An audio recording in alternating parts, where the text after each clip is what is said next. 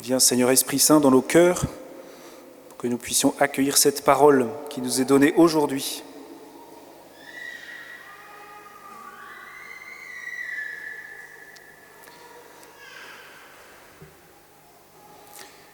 Seigneur, augmente en nous la foi.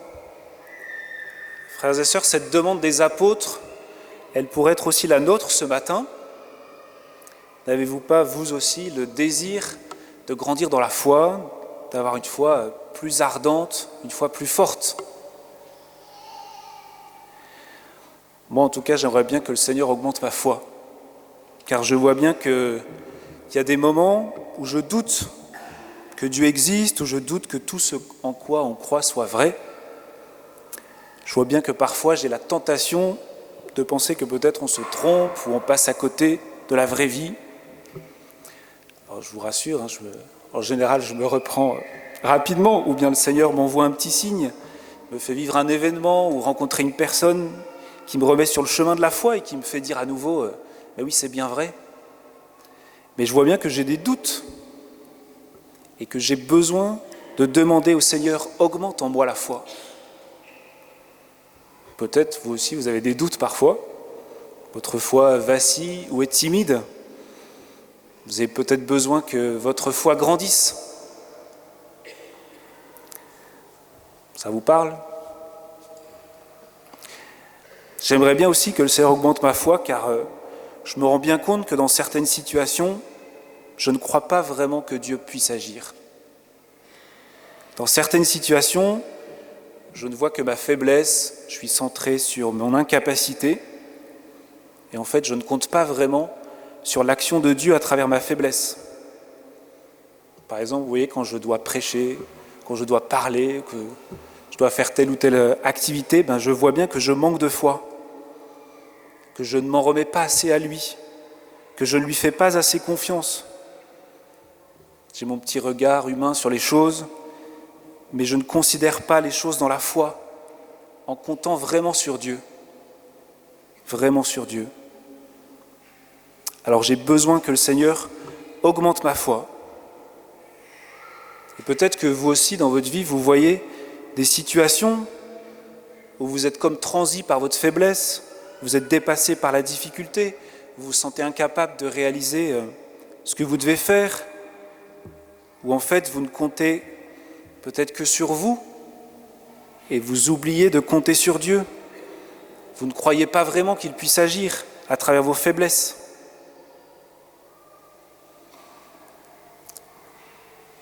J'aimerais bien aussi que le Seigneur augmente ma foi, car je vois qu'il y a certaines choses dans ma vie, ou dans celle des autres, pour lesquelles je n'exerce plus la foi. Je me suis habitué à tel péché, et en fait, je ne crois pas vraiment que rien n'est impossible à Dieu, et qu'il peut convertir mon cœur, qu'il peut me transformer. Ou bien dans une situation où, à vue humaine, une issue me paraît impossible, je me rends compte que je ne crois pas assez que Dieu peut faire l'impossible, qu'il peut faire un miracle encore aujourd'hui, qu'il peut guérir une maladie grave, qu'il peut convertir le cœur de telle personne, qu'il peut empêcher un événement négatif, qu'il peut empêcher une loi inique de passer. J'ai besoin que le Seigneur augmente ma foi pour que je puisse prier avec audace et dans la certitude que Dieu écoute et exauce. Peut-être que vous aussi, vous avez besoin de cette foi plus audacieuse pour oser croire en l'action de Dieu dans ce qui, à vue humaine, semble foutu. Vous savez, dans ces différentes apparitions à travers le monde, Marie ne cesse de prier avec foi. Par exemple, à Pontmain, je ne sais pas si vous connaissez cette apparition dans un petit village, près de Laval. Elle dit une seule phrase, c'est pendant la guerre de 1870-1871. Les Prussiens sont là, ils sont aux portes de la ville de Laval, c'est sûr, ils vont entrer.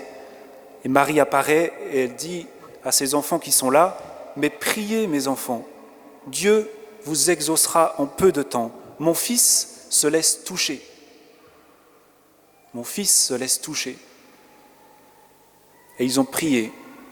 Et grâce à la prière de ces villageois, eh bien, les Prussiens ne sont pas entrés dans la Valle.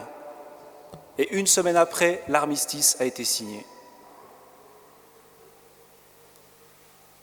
Seigneur, augmente en nous la foi.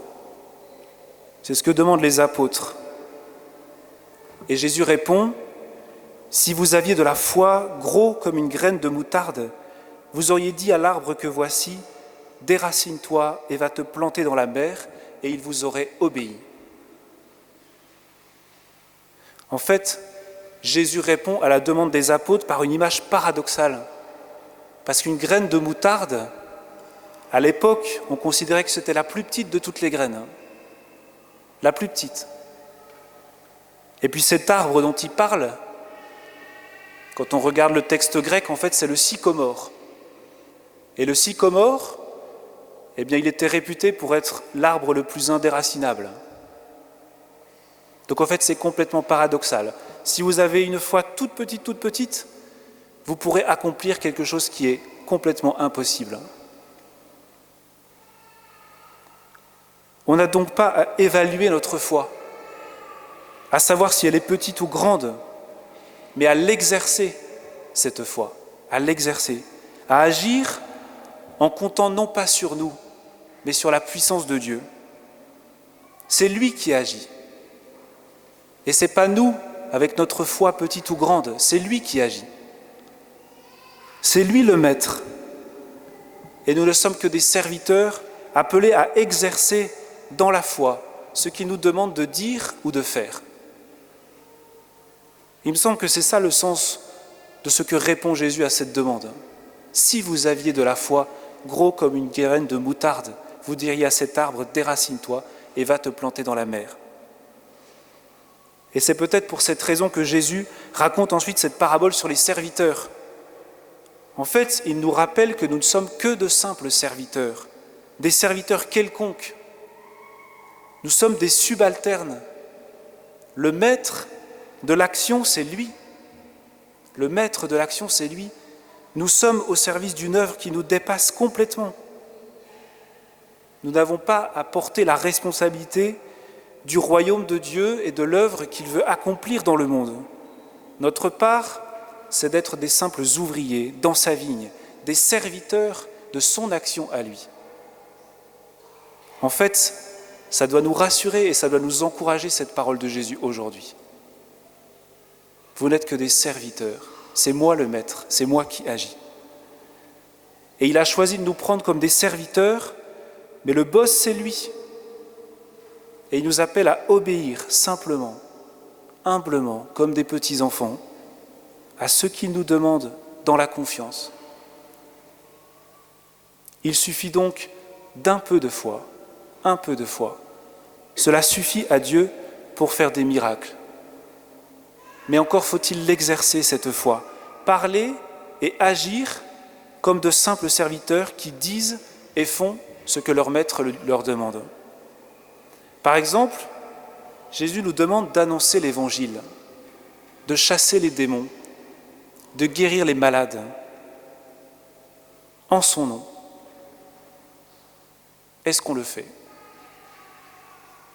Est-ce que nous osons simplement obéir à ce commandement dans la foi, en comptant non pas sur notre capacité à nous, mais sur la puissance de Dieu qui peut tout accomplir ? Le week-end dernier, il y avait le congrès mission à Paris. On était presque une centaine de la paroisse à y être. Et le thème, c'était justement cela. Jésus qui dit « Allez, guérissez les malades, chassez les démons, purifiez les lépreux, ressuscitez les morts même. Vous avez reçu gratuitement, donné gratuitement. » Bien, le soir, il y avait une veillée, notamment une veillée de prière de guérison, à laquelle j'ai participé. Eh bien, on a vu des gens guérir. Simplement parce que le prédicateur nous a fait exercer la foi à tous ceux qui étaient là. Prier, oser prier en demandant, en commandant au mal, à la maladie de s'en aller, au nom de Jésus. Et certains ont été guéris, parce qu'on a exercé cette foi, simplement. Au mois de mai, il y a 4-5 personnes qui ont prié pour moi, parce que j'avais mal à la cheville. Ils ont demandé au nom de Jésus, que cette cheville soit guérie. Et j'ai été guéri. C'était une simple prière dans la foi. Ils ont exercé la foi, ils ont fait ce que Jésus demande. En mon nom, guérissez les malades.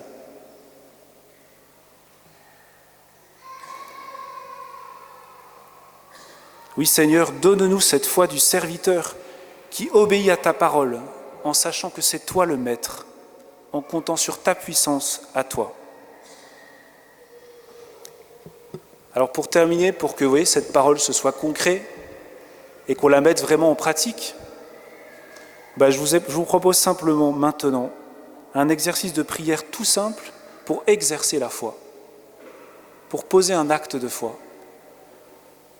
On va tous ensemble, si vous le pouvez bien, si vous le voulez bien, exercer cette foi. Alors moi je vous propose, peut-être, si vous le voulez, si vous êtes d'accord, de vous remettre avec le partenaire de prière du début de la messe que vous avez reçu. Ceux qui sont arrivés après, peut-être vous pouvez faire cela maintenant, choisir quelqu'un, un de vos voisins, pour prier l'un pour l'autre. Et puis je vais vous aider. On va prier tous ensemble, tout simplement. Voilà.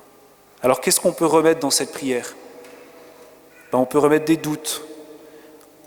Vous pouvez remettre une situation dans votre vie où en fait vous ne comptez pas vraiment sur Dieu, ou pas assez, où vous vous dites « je ne suis pas capable », ou bien « c'est pas possible que telle chose change », une responsabilité à porter, une difficulté de couple, ou bien dans la famille, une épreuve qui vous est arrivée, une maladie.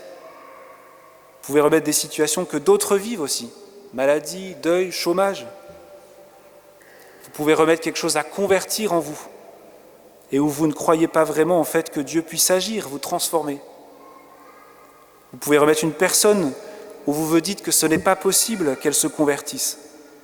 Peut-être quelqu'un que vous n'osez pas inviter dimanche prochain ou dimanche autrement, ou quelqu'un que vous avez invité et vous dites en fait il ne va pas venir.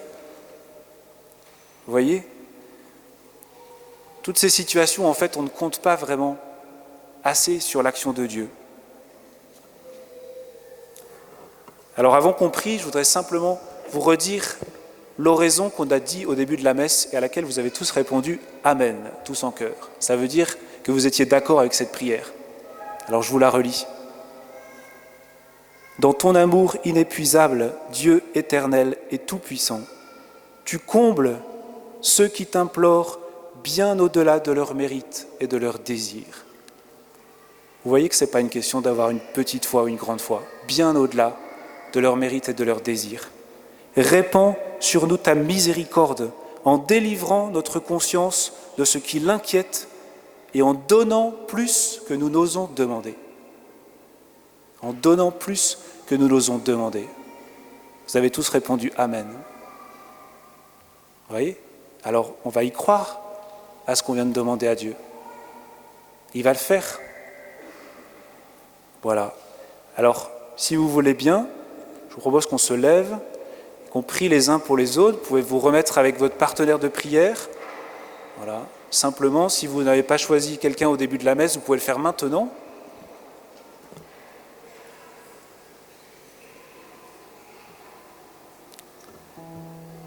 Si vous préférez ne pas prier à deux, vous pouvez aussi prier simplement dans votre cœur. Soyez libre. Mais c'est beau de prier l'un pour l'autre. C'est beau d'exercer cette foi. Voyez ?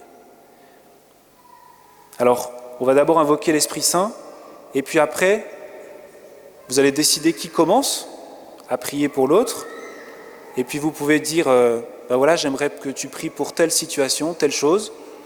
Vous n'êtes pas obligé, vous pouvez dire peut-être c'est dans tel domaine de la vie, vous n'êtes pas obligé de donner des détails, vous dites ce que vous voulez, soyez libre, mais vraiment, vous confiez quelque chose. Et puis l'autre, il va simplement prier pour vous. Au nom de Jésus.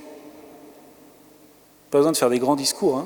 Au nom de Jésus, agis maintenant. Voilà. Et puis on reste en silence, on prie. Et puis après, je vous dirai quand on inverse. D'accord ? Alors, on va prier l'Esprit Saint.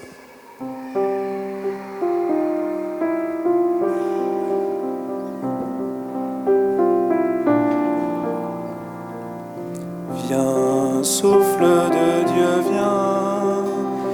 Viens, flamme d'amour, viens de Dieu vient, guide-nous, conduis-nous, inspire-nous, Esprit de Dieu, que vive la vérité, inonde-nous de ta clarté, viens nous transformer. Esprit de Dieu, viens dans nos cœurs. Esprit de Dieu, viens dans nos cœurs.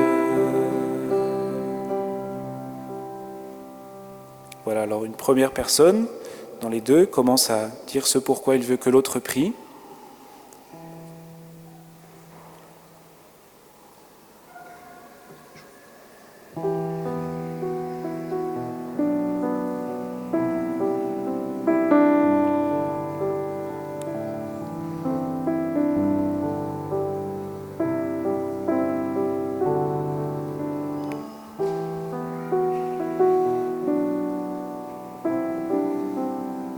Et maintenant, l'autre personne, celle qui va prier, elle peut prier à voix haute si elle veut, en demandant au Seigneur d'agir. Voilà. Jésus nous dit, la foi, c'est dire à cet arbre, déracine-toi, va te planter dans la mer. Et bien on peut dire, Seigneur, je te présente telle maladie, telle situation. Seigneur, agis maintenant, dans la puissance de ton nom. Une fois qu'on a prié, à voix haute, on peut faire un temps de silence pour accueillir, laisser faire Dieu.